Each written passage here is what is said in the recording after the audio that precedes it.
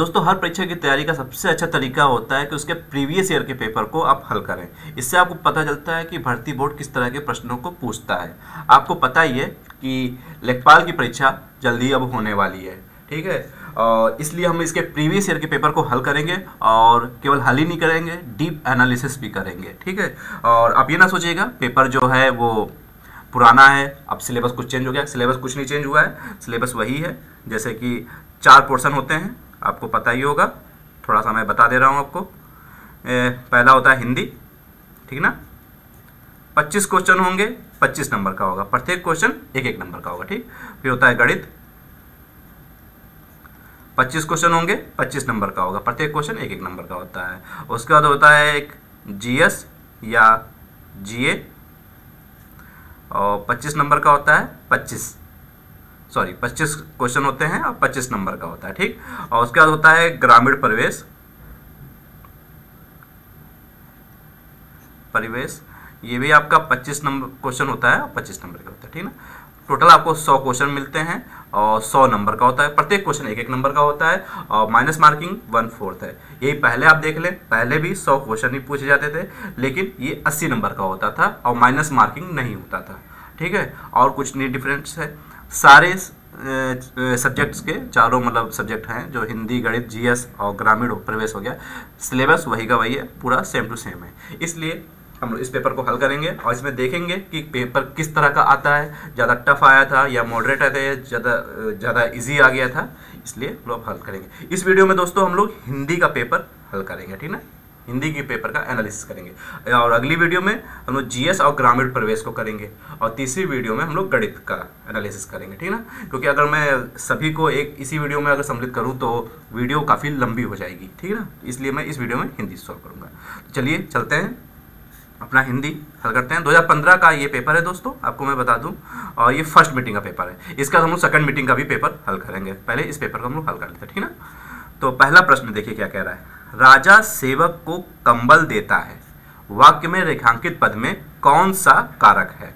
तो आपने कारक पढ़ा ही होगा और मैं जल्दी हिंदी की सीरीज लेके आऊँगा, उसमें मैं चैप्टर वाइज आपको बढ़िया से पढ़ा दूंगा और उसमें पूरा क्लियर कर दूंगा। हाँ, पीएचडी में नहीं करवाऊंगा, तो इतना करवाऊंगा जो कंपटीशन में पूछा जाता है, आप उत्तर दे सके, इसलिए थोड़ा सा यहाँ मोटा मोटा हम लोग समझ लेते हैं। जो कारक जो होता है वो कितने प्रकार का होता है, 8 प्रकार का होता है, ठीक है। कितने प्रकार का होता है, 8 प्रकार का होगा। और इसके कारक चिन्ह होते हैं ने, पर, में, जो होता है। हम लोग याद कैसे करते हैं, कर्ता ने, कर्म को, करण से, संप्रदान को के लिए, अपादान से, संबंध का के, की, ना, ने, नी, रा, रे, री, ठीक ना। अधिकरण में, पर, संबोधन हे, अरे, इस तरह से याद करते हैं हम लोग, ठीक ना। इससे पता चलता है कर्ता ने, जहाँ ने चिन्ह हम लोग को दिखता है तो लगता है ये कर्ता यहाँ पे कारक है, ठीक ना। अब यहाँ पे क्या है, को है, तो कर्ता ने कर्म को कर्म हो सकता है, कर्ता ने कर्म को कर्ण से, संप्रदान को के लिए, संप्रदान में भी को आता है, और के लिए भी आता है। लेकिन दोस्तों जो संप्रदान में को आता है उसका अर्थ जो होता है ये के लिए के सेंस में होता है, ठीक है ना। कैसे होता है मैं आपको बता रहा हूँ, ठीक। राजा, अब इसको आप पढ़ेंगे के लिए के सेंस में, ये को आ रहा है कि नहीं आ रहा, तो कैसे आएगा। राजा सेवक के लिए कंबल देता है, कुछ ऐसा सेंस निकल रहा है इसको से आपको। अगर यहाँ पे के लिए आप रखेंगे तो क्या सेंस निकलेगा, ये तो निकलेगा ना। ये को जो है यही सेंस दे रहा है आपको, राजा सेवक को के लिए कंबल देता है। ये को जो है के लिए का एक सेंस दे रहा है आपको, ठीक है ना। तो इसका उत्तर कौन सा सही हो जाएगा, संप्रदान कारक हो जाएगा। ऑप्शन बी इसका जो है वो सही उत्तर हो जाएगा। आप ये ना देखिएगा, ये जो टिक किया हुआ है तो यही उत्तर सारे सही होंगे। मैंने इंटरनेट से पेपर डाउनलोड किया था तो इसमें ये पहले से टिक किया हुआ था, ठीक है। तो आप इसको ना ध्यान दीजिए, आपको खुद से हल करना है और उसके बारे में मैं आपको बताऊंगा अभी, ठीक है ना, ये कौन सा उत्तर सही है और क्यों सही है। चलते हम लोग दूसरे प्रश्न की ओर। हमारा दूसरा प्रश्न है, लिखित वाक्यों में से सही वाक्य का चयन कीजिए। 4 सेंटेंसेस आपको दिए गए हैं, इसमें से एक सेंटेंस सही होगा, बाकी 3 गलत होंगे। चलिए पढ़ते हैं। तुलसी और सूर क्रमशः अवधि और ब्रज भाषा के श्रेष्ठ कवि हैं, सही लग रहा है। दूसरे सेंटेंस को देख लेते हैं। तुलसी अवधि के श्रेष्ठ कवि और ब्रज भाषा के सूर हैं, क्या है, कोई क्लियर ही नहीं हो रहा, ये सेंटेंस ही इनकम्प्लीट है। इसका जो पहला पार्ट है, तुलसी अवधि के श्रेष्ठ कवि और ब्रज भाषा के सूर है। ब्रज भाषा के सूर क्या है, श्रेष्ठ कवि हैं या केवल ब्रज भाषा ही जानते हैं, कोई बात क्लियर नहीं हो रही, इस सेंटेंस इनकम्प्लीट है, ठीक है ना। तो ये तो आपका उत्तर नहीं हो सकता है। दूसरा देखते हैं, तुलसी अवधि के श्रेष्ठ कवि हैं और सूर ब्रजभाषी हैं। सूर ब्रजभाषी हैं, ये भी सेंटेंस इनकम्प्लीट है, ठीक है ना, कोई क्लियरिटी नहीं आ रही है। अब इसमें देखिए, तुलसी और सूर अवधि और ब्रजभाषी के श्रेष्ठ कवि हैं, ये भी सेंटेंस इनकम्प्लीट है। इसमें आप ये देखिए, तुलसी अवधि के हैं या तुलसी ब्रजभाषी के, कोई क्लियरिटी हो रही है? यहाँ देखिए क्रमशः लिखा हुआ है, लिखा है, तो इससे पता चलता है तुलसी जो हैं वो अवधि के हैं, सूर जो हैं ब्रजभाषा के हैं। पूरा सेंटेंस करेक्ट है, कोई वर्ड गलत नहीं है इसमें, और सेंटेंस सही क्रम में सजाया भी गया है। तो इसलिए हम लोग का आंसर क्या हो जाएगा? ए हो जाएगा, ठीक है ना, दूसरे का ए हो जाएगा आंसर। चलते हैं हम लोग अपने तीसरे प्रश्न की ओर। तीसरा प्रश्न देखिए क्या कह रहा है, जीवन और साहित्य का घनिष्ठ संबंध है, जीवन और साहित्य का निकट संबंध है, जीवन और साहित्य का घोर संबंध है, जीवन साहित्य का अगाध संबंध है। चारों सेंटेंसेस सेम है, बीच में जो ये वर्ड है ये आपका चेंज हो रहा है। इससे को आपको बताना है कि इस सेंटेंस में कौन सा वर्ड फिट बैठ रहा है, ठीक है ना। तो आप ये खुद ही देखिए, आप सेंटेंस को बोलिए, क्योंकि आप खुद भी हिंदी बोलते हैं, कोई इंग्लिश फारसी नहीं बोलते हैं, मैक्सिमम आप हिंदी बोलते हैं। तो आप अगर कोई सेंटेंस गलत बोला जाए तो आप उसको एक लय में बोलिए, आपको खुद लगेगा कि हाँ ये वर्ड यहाँ पे नहीं होना चाहिए, यहाँ पे ये वर्ड होना चाहिए, ठीक है ना। देखिए आप पढ़िए, जीवन और साहित्य का घनिष्ठ संबंध है, घनिष्ठ वर्ड ज़्यादा क्लियरिटी दे रहा है इसको, सेंटेंस को सही तरीके से बता रहा है। ऑप्शन ए इसका सही उत्तर हो जाएगा, ठीक है ना। उस समय जिन्होंने घनिष्ठ लगाया होगा उनका सही हुआ होगा। अगला प्रश्न देखते हैं क्या है। अगला प्रश्न है, लोकोक्तियाँ और मुहावरे के सही अर्थ चुनकर लिखिए। अब लोकोक्तियाँ मुहावरे दिए जाएंगे, उनके सही अर्थ आपको बताने होंगे। तो फिर क्या है, पहला क्या है, खिसियानी बिल्ली खंभा नोचे, इसका अर्थ बताना है। सीधी सी बात, अपनी शर्म छिपाने के लिए व्यर्थ झुलझुलाना। ऑप्शन बी इसका सही उत्तर हो जाएगा, ठीक है ना। देखिए, खिसियानी बिल्ली खंभा नोचे, मतलब कोई गलती कर बैठे हो उसको छिपाने के लिए खंभा नोचे, मतलब व्यर्थ ही झुलझुला रहे हो, इस तरह का कुछ होता है। जब मैं आपको ये चैप्टर वाइज पढ़ाऊंगा तब मैं आपको जो इम्पोर्टेंट जो लोकोक्तियाँ मुहावरे हैं वो मैं आपको बताऊंगा, ठीक है ना, वो मैं आपको पूरा कॉन्सेप्ट क्लियर करूंगा, ठीक है ना। इसके लिए आप चैनल को जरूर सब्सक्राइब कर लीजिए। और जो भी लेखपाल की परीक्षा से रिलेटेड या अन्य परीक्षाओं से रिलेटेड, चाहे आरआरबी की परीक्षा हो गई या आपकी क्या कहते हैं पुलिस की परीक्षा हो गई, मैं खुद भी उत्तर प्रदेश सरकार के अंतर्गत सरकारी कर्मचारी हूँ और 10 से 6-7 बजे तक मैं ड्यूटी करता हूँ, उसके बाद मैं वीडियो बनाऊँगा, ठीक है ना। तो इस चैनल को जरूर सब्सक्राइब कर लीजिए। और ये वीडियो आपके अगर आप तैयारी कर रहे हैं, ये जो हमारा चैनल है ये आपके लिए काफ़ी ज़्यादा लाभदायक होगा, इसकी गारंटी मैं ले रहा हूँ। और जो आपको लगे इस वीडियो में कुछ कमी है तो आप कमेंट बॉक्स में भी लिख सकते हैं। चलिए पांचवा प्रश्न देखते हैं, काठ की हांडी बार बार नहीं चढ़ती।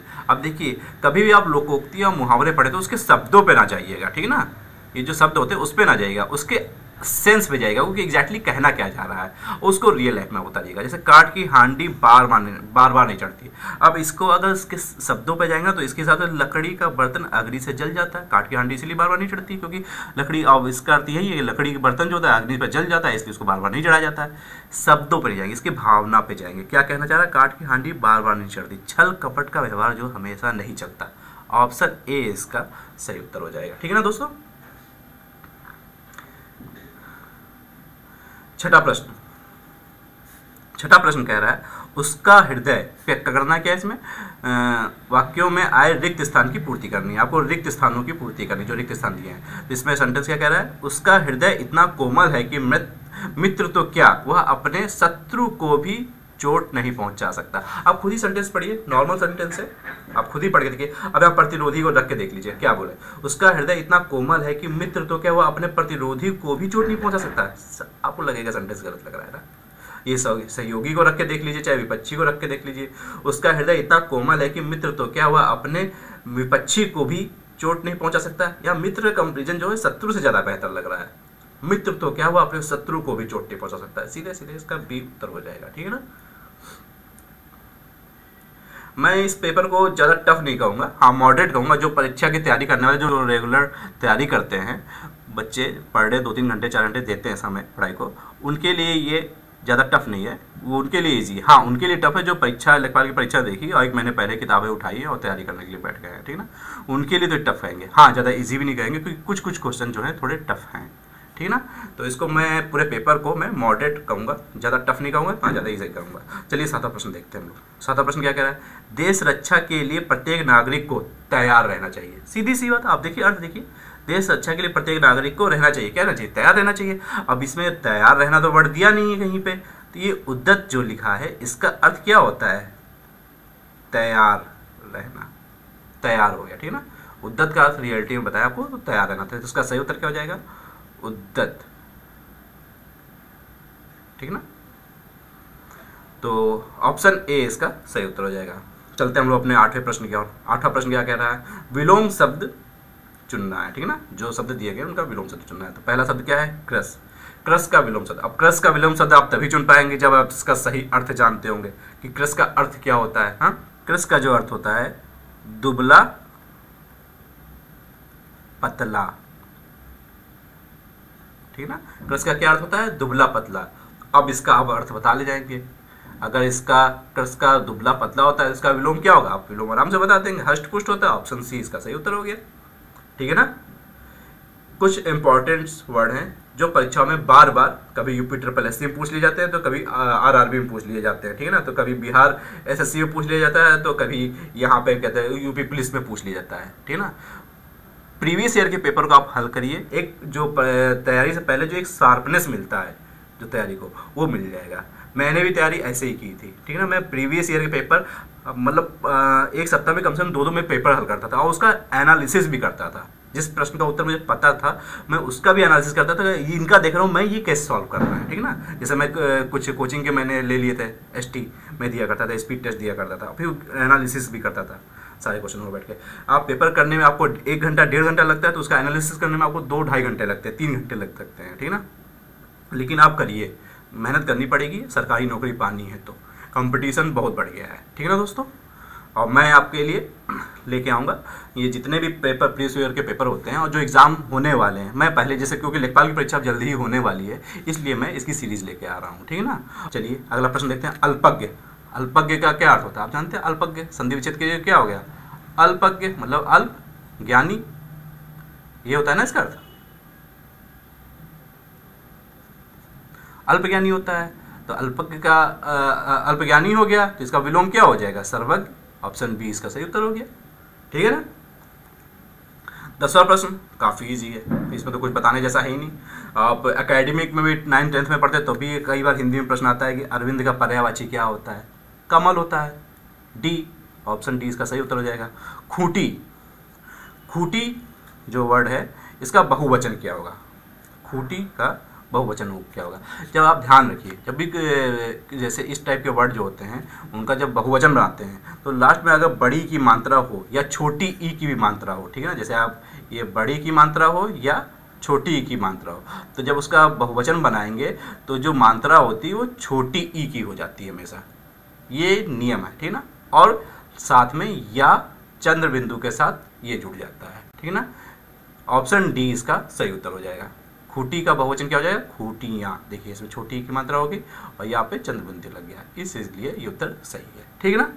मैं जब आपको ये पढ़ाऊंगा तब जब ये बहुवचन वाला जैसे अकारांत उकारांत जब मैं पढ़ाऊंगा आपको हिंदी में, तो आपको पूरा समझ में आएगा डिटेल में, ठीक है ना। देखते हैं 12वां प्रश्न क्या है हमारा, निम्नलिखित अनेकार्थी शब्द का दूसरा अर्थ बताइए। अज अजन्मा, अज अजन्मा का दूसरा अर्थ क्या होता है, ईश्वर। ऑप्शन ए इसका सही उत्तर हो जाएगा, ठीक है ना। निम्नलिखित में से कौन सा शब्द वर्तनी की दृष्टि से शुद्ध है, वर्तनी अब किसकी शुद्ध है, आप प्रतिनिधि। अब अधिकतर जब लिखते होंगे तो आपको पता है प्रतिनिधि यही सही है, इसे कुछ बताने वाला तो है नहीं, आपको पता है। ये ऑप्शन बी इसका सही उत्तर हो जाएगा। ये ज़्यादातर आप कहेंगे कि आप मैं तो नहीं पता है सर, आप तो बता रहे आपको पता ही होगा। ये ज़्यादा प्रैक्टिस करेंगे, ठीक है ना। मैं प्रैक्टिस सेट भी इस डालूंगा, जैसे ये वर्तनी वाला जब चैप्टर में पढ़ाऊंगा उसका मैं प्रैक्टिस सेट भी डालूंगा 100-200 क्वेश्चन का वीडियो का, ठीक है ना। मैक्सिमम उन्हीं क्वेश्चनों को सम्मिलित करूंगा जो एग्जाम में पूछे जाते हैं या पूछे जा चुके हैं या एग्जाम की दृष्टि से बहुत ही ज़्यादा महत्वपूर्ण है, ठीक है ना दोस्तों। तो ज़्यादा प्रैक्टिस करेंगे तब आपको ये अधिकतर ये सब वर्ड मिलेंगे, ठीक है ना, इस तरह के वर्ड, क्योंकि ये कई एग्जाम में पूछा गया, केवल ये लेखपाल की परीक्षा में नहीं, कई परीक्षाओं में पूछा जा चुका है प्रतिनिधि, ठीक है ना। ये ज़्यादा प्रैक्टिस करने से ये आपको आएगा। चलिए 13 प्रश्न हो गए, 14 प्रश्न देखते हैं।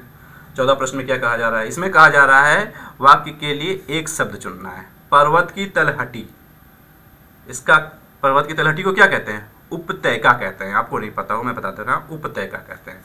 पर्वत की जो ये जैसे ये पर्वत हो गए, ठीक है ना, ये पर्वत है, ठीक है, तो ये जो पर्वत है तो इसका जो ये तलहटी जो हो गई इसको क्या कहते हैं, उपत्यका, ठीक है ना, इसको क्या कहते हैं, उपत्यका।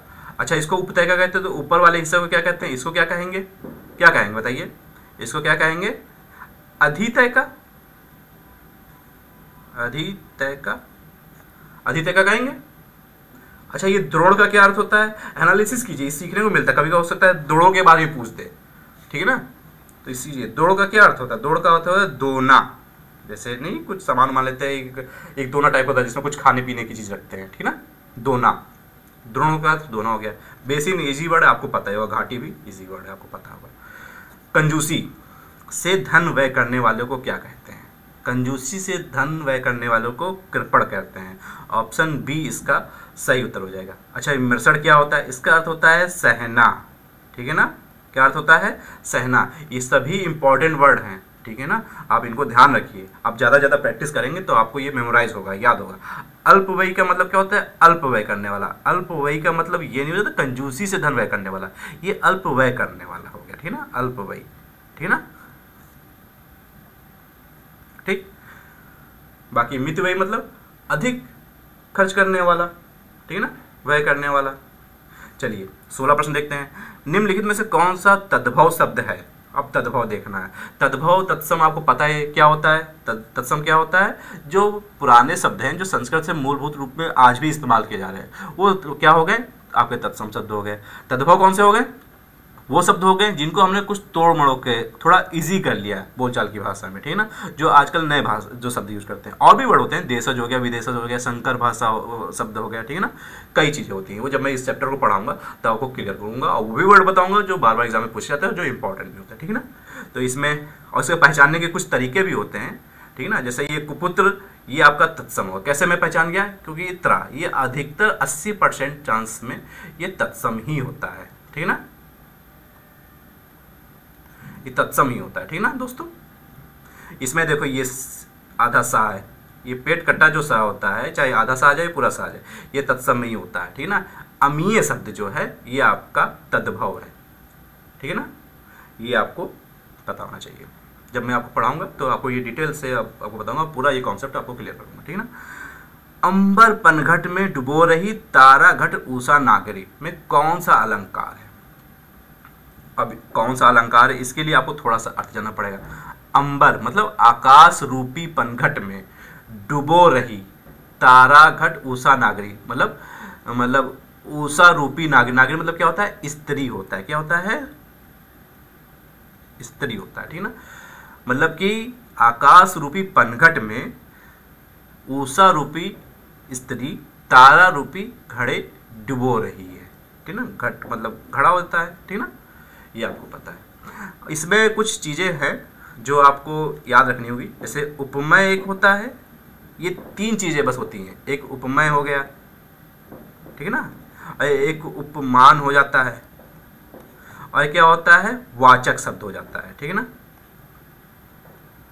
आप ये 3 चीज़ें समझ लेंगे, आपके सारे अलंकार से रिलेटेड जितने भी हैं सब कंप्लीट। यही 3 चीज़ें डिसाइड करती हैं कौन सा अलंकार है, कौन सा अलंकार नहीं है, ठीक है ना। जैसे इसमें उपमेय उपमा क्या हो, अब जैसे इसमें आपको थोड़ा समझने में टफ लगेगा, मैं आपको एक सेंटेंस इजी ले लेता हूँ। जैसे सीता का मुख चंद्रमा के समान है, ठीक है ना। सीता का मुख जो है वो चंद्रमा के समान है। तो अभी एक इजी सेंटेंस मैंने लिया, इसमें आपको समझा दूंगा उपमेय क्या होता है, उपमान क्या होता है, वाचक क्या होता है। जो ये मुख जो है ये क्या हो गया, ये उपमेय हो गया, क्या हो गया, उपमेय हो गया। और चंद्रमा क्या हो गया, ये उपमान हो गया, ठीक है ना। और ये के समान क्या शब्द हो गया, ये वाचक शब्द है, ठीक है ना, ये संबंध बैठाता है, ठीक है ना। ये 3 चीजें अगर आप समझ गए, ठीक है ना, इसको मैं डिटेल में बताऊंगा जब इस चैप्टर में अलंकार वाले चैप्टर को जब मैं पढ़ाऊंगा तब वो डिटेल में बताऊंगा। ये चीजें समझ आएंगे, आपका सारा अलंकार कुछ भी पूछे आप तुरंत बताएंगे कि कौन सा अलंकार है, ठीक है ना। अब इसमें रूपक अलंकार है, इसका ऑप्शन डी इसका सही उत्तर हो जाएगा, ठीक है ना। क्यों है, क्योंकि पहली बात तो इसमें वाचक शब्द नहीं होता है। आप रूपक अलंकार की खासियत है इसमें कोई वाचक शब्द नहीं होता। इसमें कहीं भी देखिए कुछ वाचक शब्द मिल रहा है जोड़ने के लिए। जो रूपक अलंकार होता है उसमें कोई भी उपमेय और उपमान में कोई भेद ही नहीं होता, दोनों को सेम मान लेते हैं, ठीक है ना। जहाँ उपमेय उपमान में कोई भेद ना हो और वाचक शब्द ना आपको मिले तो क्या हो जाएगा, रूपक अलंकार हो जाएगा। ऑप्शन डी इसका सही उत्तर। इसमें कोई भेद लग रहा है, अंबर रूपी पनघट, कोई भेद है। उषा रूपी स्त्री, तारा रूपी घड़े डुबो रही है, कोई भेद नहीं मिल रहा। और प्लस आपको कोई भी यहाँ पे वाचक शब्द भी नहीं मिल रहा है जो इन लोगों में कंपेरिजन ठीक से दर्शाए, ठीक है ना। तो ये आपका डी हो जाएगा, ऑप्शन डी हो गया, रूपक अलंकार इसका सही उत्तर हो गया, ठीक ना। 18 प्रश्न में क्या कह रहा है, निर्धन में कौन सी संधि है। संधि 3 प्रकार की होती है, आपको पता है, ठीक है ना। व्यंजन संधि हो गई, ठीक है ना, विसर्ग संधि हो गई, ठीक है ना, स्वर संधि हो गई, ठीक।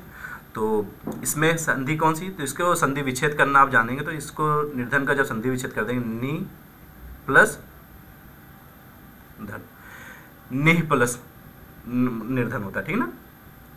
तो ये आह जो लगता है ये विसर्ग संधि हो गया, ठीक ना।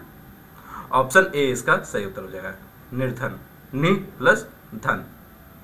यही जब जो ये सॉरी ये ऊपर रा जो है ये नहीं लगा है, कटा हुआ है, नि प्लस धन जब जुड़ते हैं तो ऊपर रा लग जाता है, ठीक ना, निर्धन हो जाता है, ठीक। तो ऑप्शन ए इसका सही उत्तर हो जाएगा, विसर्ग संधि इसका सही उत्तर है, ठीक है ना। 19वां प्रश्न देख लेते हैं, देशांतर में कौन सा समास है।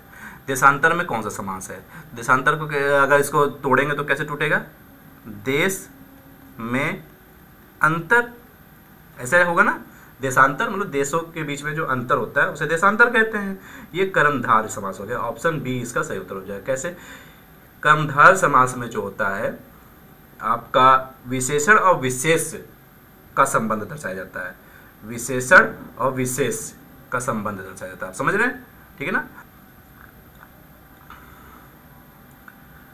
अगर आपको थोड़ी सी आवाज़ मेरी अगर थोड़ी सी मतलब सही नहीं लग रही हो तो उसके लिए मैं सॉरी बोलूँगा, क्योंकि थोड़ा सा सर्दी जुकाम है इसलिए मेरी आवाज़ आपको सही थोड़ी सी नहीं आ रही होगी, ठीक है ना। अगली वीडियो से मैं कोशिश करूँगा जल्द से अगली वीडियो बनाने से पहले मैं अपने आवाज़ को सही कर लूँ। 20वां प्रश्न देखते हैं, मैं खाना खा चुका था, इस वाक्य में कौन सा भूतकालिक भेद है। खा चुका था पास्ट हो चुका, ये तो पता है आपको, भूतकाल में हो चुका है, भूतकालिक भेद ये भी बता रहा है, लेकिन कौन सा भूतकालिक भेद है, भूतकाल भी कई प्रकार के होते हैं, ठीक ना। तो कौन सा है, मैं खाना खा चुका था, ये एक तरह से आप देखिए तो सेंटेंस पूरी तरह से कंप्लीट है, ठीक है ना।